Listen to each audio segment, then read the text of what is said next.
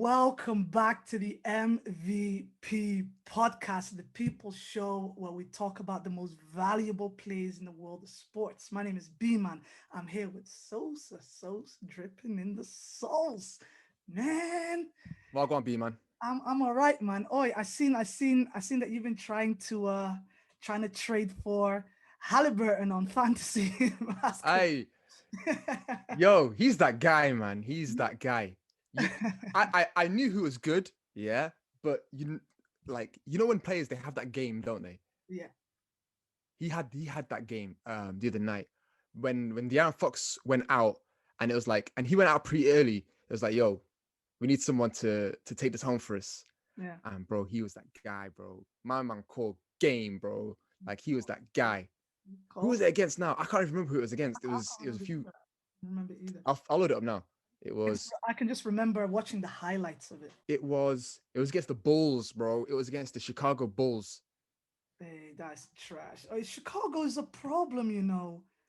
Chicago is a problem, man. I Listen, don't know how, what, who, where, why. Chicago, yeah. Yeah, They they try. they try. Like they try. Not like when they had Jim Boylan, like they were all over the place. At least they've got a bit of structure. I don't know. Like they're I, I'm not high on them. A lot of people are, but I'm not high on the Bulls, man. They've been losing for so long that I feel like, I mean, to be fair, just to say that they're losing doesn't mean that they're a bad team. But No, no. I don't know, man. I don't know. I've not seen anything that shows signs of encouragement from them. Do you know what the signs of encouragement for them were? Towards the end of last season, well, not the bubble, but before the stoppages due to, the virus and stuff like that. Yeah, yeah. Kobe White came out. Like he was hitting 20 plus for like a stretch of like 6, 7 games. By the way, which was the reason why I picked him for fantasy basketball, because I thought he was going to carry it on and it just didn't happen. But Fair. Kobe White showed how good he was and how good he can be. Otto Porter showed this year how good he can be. We know what Zach Levine is all about. I mean, you have competitive players. Maybe that's the It's point I'm their trying to make. front court. I think that's been. I mean, they've got Otto Porter, but like he's not been healthy for that long, and I like Wendell, but like So he short offers a lot of for a center. like yeah, So short. you expect him to be like good defensively, but when you're up against guys that are 7 foot, it's a bit difficult, isn't it?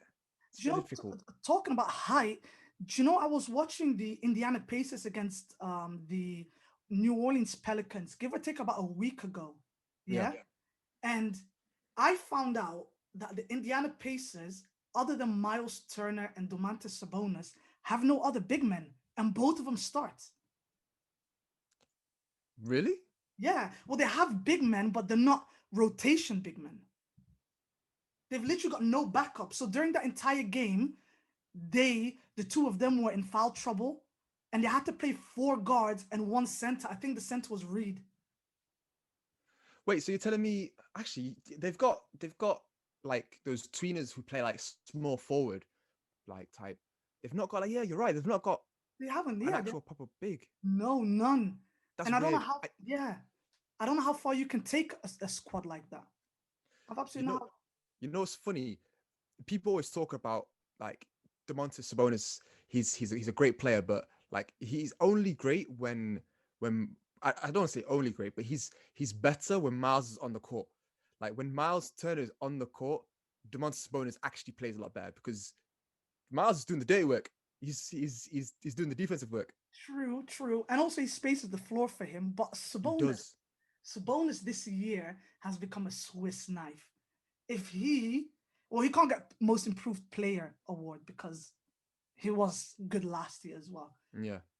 But he's taken such a massive step forward now, and people just need to acknowledge it. People have to acknowledge now that Sabonis is a bona fide superstar. It's been long enough now. People should show Hey, some listen. respect to him. I wanted to talk about something, man. Go In on. fact, before we get into it, you wanted to talk because there's an issue with the NBA right now. Mhm. There's an issue, and it was evident when they started the league that this was going to happen, and that's the COVID protocols. Oh yeah, oh yeah. Yeah, yeah. This is such a problem. Back when they had the bubble, they had none of that. Zero positive tests. And now obviously they knew they were going to get positive tests, but the rate that they're getting them at, it's unbelievable. Do you know how many players are out right now because of COVID protocol? I know that the Denver Nuggets, I know that the who was the other team now? Boston Celtics both have been decimated. I got a list for you. Oh Yeah, my God. Okay, I got a go, list for you. go. Okay, so now these are either people who have confirmed tested positive, Mhm, have been in contact with someone who's tested positive, mhm, or still in the monitoring phase of someone who they've been in contact with. mhm. So you've got Jason Tatum, Jalen Brown, Grant Williams, Robert Williams, Tristan Thompson, Carson Edwards. All from Then Boston. you've got then you've got Kevin Durant. Uh-huh. You've got Michael Porter Jr. Alex Cruz has come back, but then you've got Seth Curry. You've got Danny Green, Yeah. Tobias Harris, Shake Joel. Milton, Matisse Thybulle. Yeah.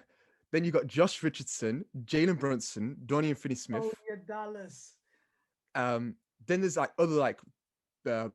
other guys around the league that are just on like the bottom of the like rotation type guys, like Jabari Parker, Drew Eubanks, Juwan Morgan, like guys like that.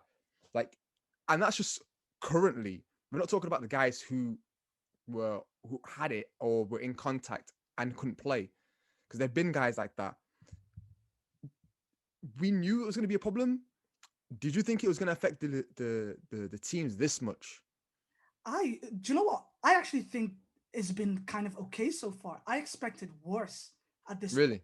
Yeah, considering we've only had one cancellation so far, and that was at the start of the season.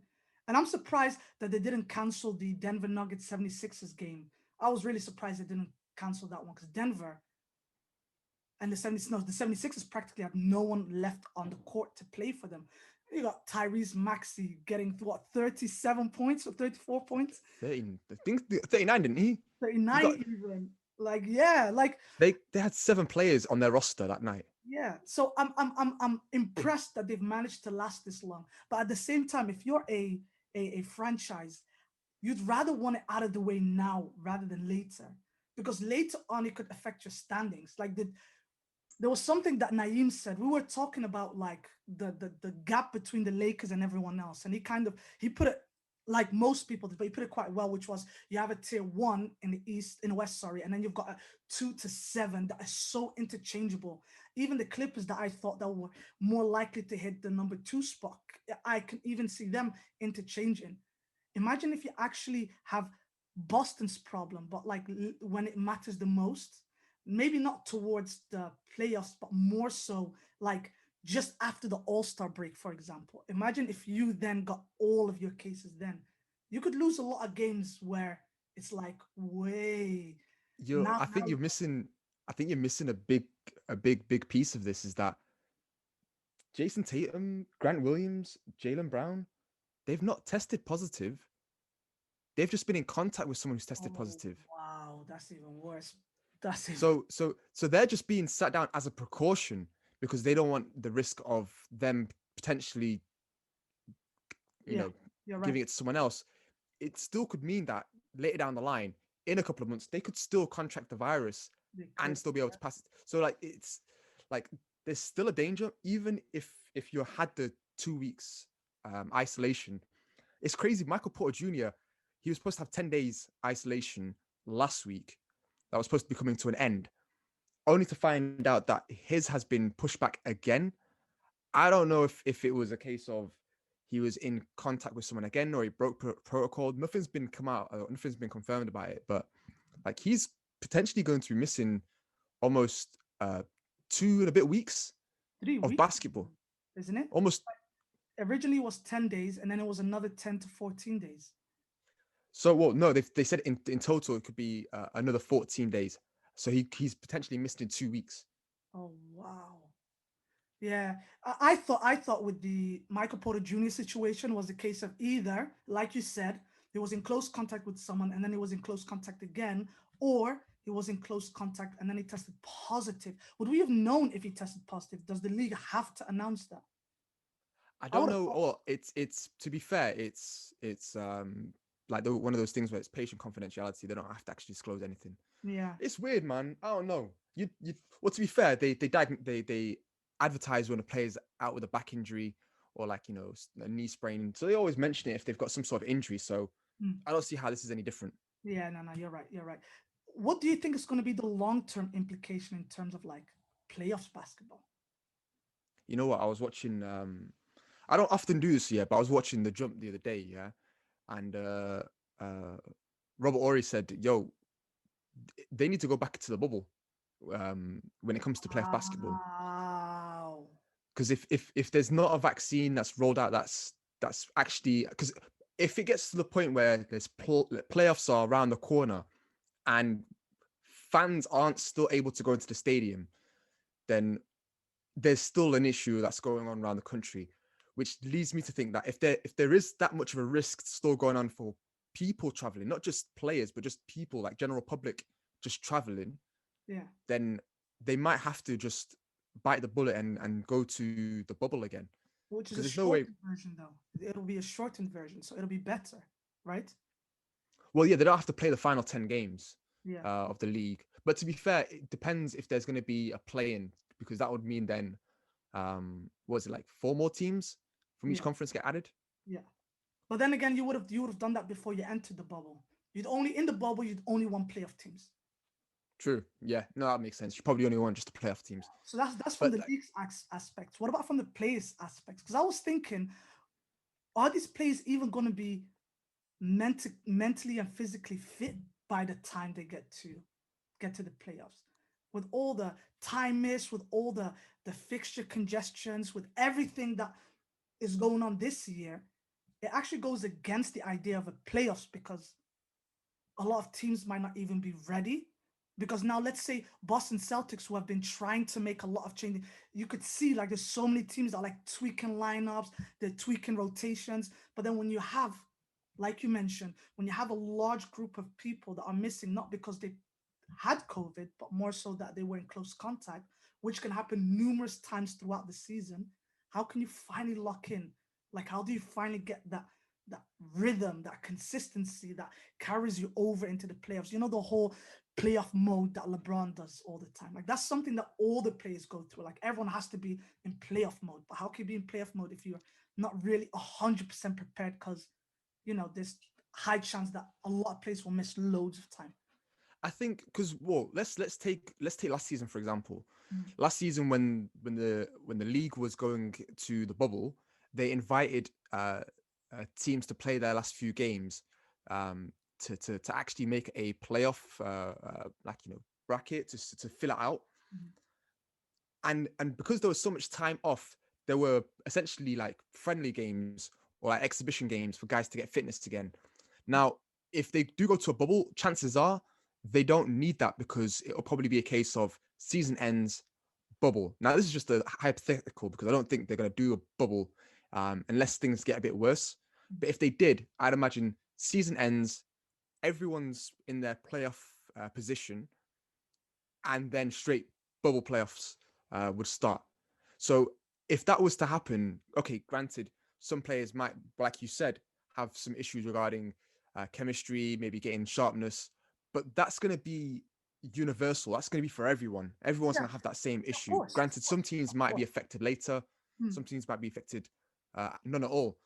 I think, to be fair, I just want to see playoff basketball. Um, I would much rather they do a playoffs in the bubble and there'd be no COVID tests where it might be a case of certain teams aren't like match sharp, but at least when you get to the later rounds like this the second round conference finals, everyone will be the full swing of it.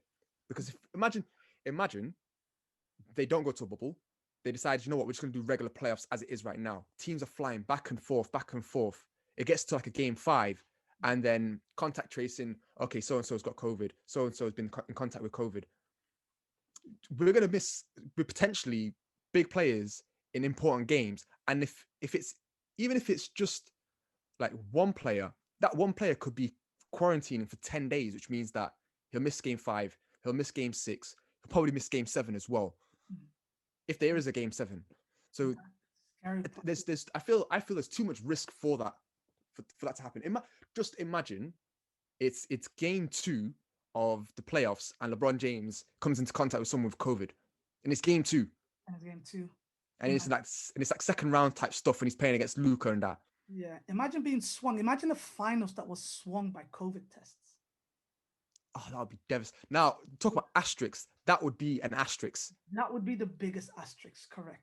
That would be the biggest asterisk. Oh God, imagine LeBron wins because the other team tests positive for COVID. The Giannis tested positives, the conspiracies. Oh my days. God, yo, I can't even imagine what Twitter would do if that happened. Imagine what Jama would do if LeBron won a ring because he just tested positive and he didn't. Wow. It has been an absolute pleasure, man. It's been a pleasure talking basketball. Do you want to? This is the only time that we actually just sit and just chat about stuff, fam. Like behind the curtain a bit, yeah. We barely like talk about regular stuff. We just talk basketball 24/7. This just happens to be recorded. More than we do normal life stuff. Exactly. Anyways, guys, if you like the video, please go ahead and like the video. Subscribe if you're new. Share with your friends. We do appreciate all the love and support you've been giving us. I've been Sosa Sauce with the sauce. This has been B-Man, aka Balak. This has been the MVP podcast.